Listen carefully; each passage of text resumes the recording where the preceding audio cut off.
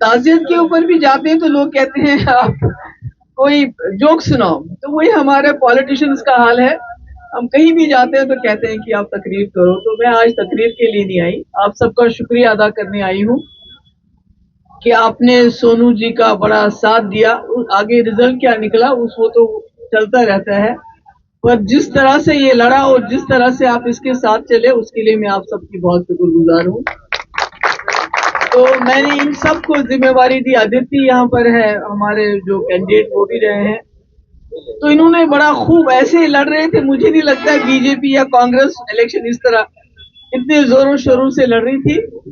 इन्होंने बहुत अच्छी तरह ये इलेक्शन लड़ा और बड़ा जोश और खरोश के साथ लड़ा, और आप लोग साथ रहे उसकी मैं बहुत शुक्रगुजार हूँ। अब मैंने इनको एक जिम्मेवारी दी है।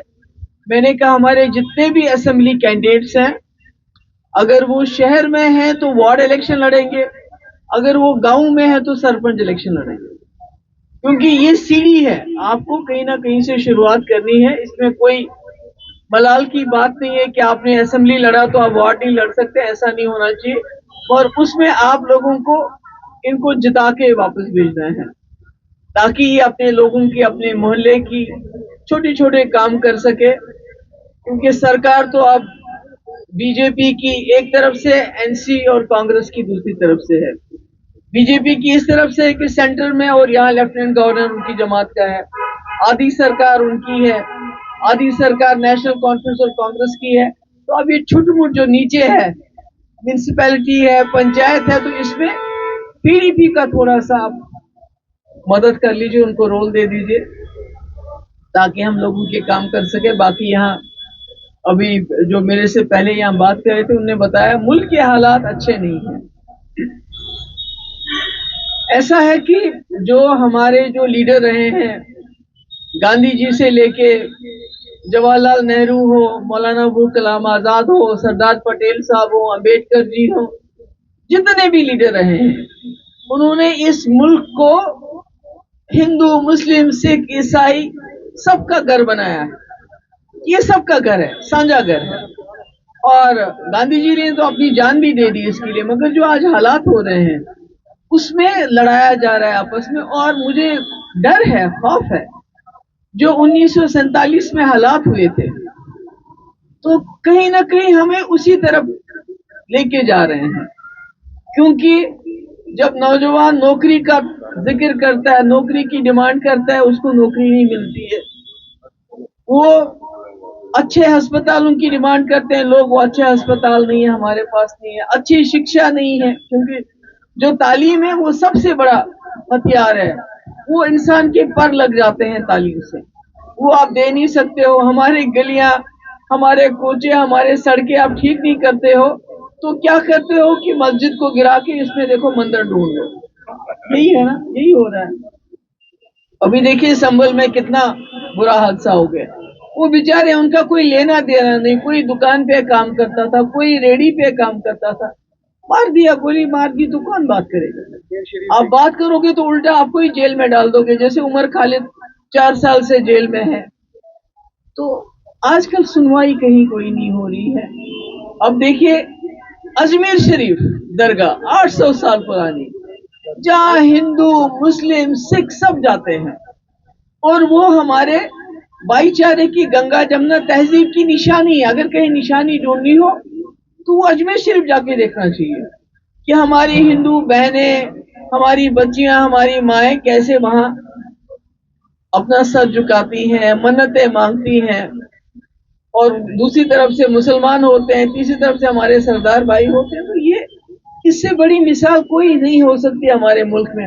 उसके पीछे भी पड़ गए कि उसको भी खो दो, उसके नीचे भी देखो शायद मंदिर निकल आए। तो मुझे समझ नहीं आता है कि ये कब तक चलेगा। लोग तो जाग गए हैं, मगर मुझे लगता है कहीं ना कहीं ये जो इलेक्शन में वोटिंग परसेंटेज वोट के वक्त एक होती है और गिनती करने के वक्त दूसरी हो जाती है, कहीं ना कहीं उसमें भी गड़बड़ है। क्या करते हैं, कैसा करते हैं, एक स्टेट छोड़ दी ताकि अपोजिशन बात ना कर सके, तो इसमें भी शक है। और इलेक्शन कमीशन इसमें कोई जवाब नहीं देता है। अगर 6 बजे जब वोटिंग बंद हुई, परसेंटेज अगर 58 थी, 3 घंटे के बाद वो 68 कैसे होगी और काउंटिंग से पहले वो 70 कैसे होगी। तो ये मुझे लगता है ये भी कहीं ना कहीं लोगों को जागना पड़ेगा, इसके बारे में सोचना पड़ेगा, क्योंकि अगर हमारा मुल्क भी हमसाया मुल्क जैसा बन जाए, अभी देखिए बांग्लादेश में बहुत बुरा है, वहाँ हमारे जो हिंदू भाई हैं उनके साथ बड़ी ज्यादती हो रही है जो हमने सुना है। तो यहाँ हम माइनॉरिटीज के साथ ज्यादती कर रहे हैं, तो फर्क क्या है? इतना बड़ा मुल्क हमारा हिंदुस्तान, इतना विशाल, इतना सेक्युलर, पूरी दुनिया में माना जाता है। तो जब हम में और बांग्लादेश में कोई फर्क ही नहीं रहेगा, हमारे यहाँ हम माइनॉरिटीज को तंग करेंगे, उनकी मस्जिदों को तोड़ के शिवलिंग ढूंढेंगे। बांग्लादेश में अगर कोई हिंदू हमारा भाई वहां की ज्यादती के खिलाफ बात करता है, उसको जेल में डाल देंगे। यहाँ हम उमर खालिद को जेल में डालते हैं, वहां उनको जेल में, तो फर्क क्या है? मुझे तो लगता है कोई फर्क ही नहीं।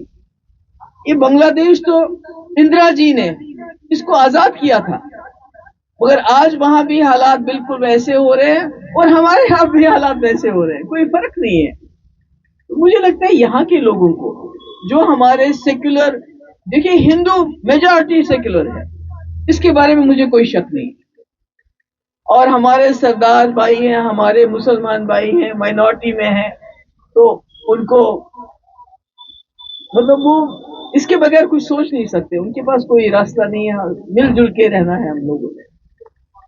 तो ऐसे में मैं सोचती हूँ कि जम्मू की एक बड़ी एक इम्पोर्टेंस है। मैं जब जम्मू आती हूँ तो यहाँ मैं देखती हूँ सरदार भी चल रहा है, गुजर भी चल रहा है, पहाड़ी भी चल रहा है, हिंदू भी चल रहा है, कश्मीरी भी चल रहा है।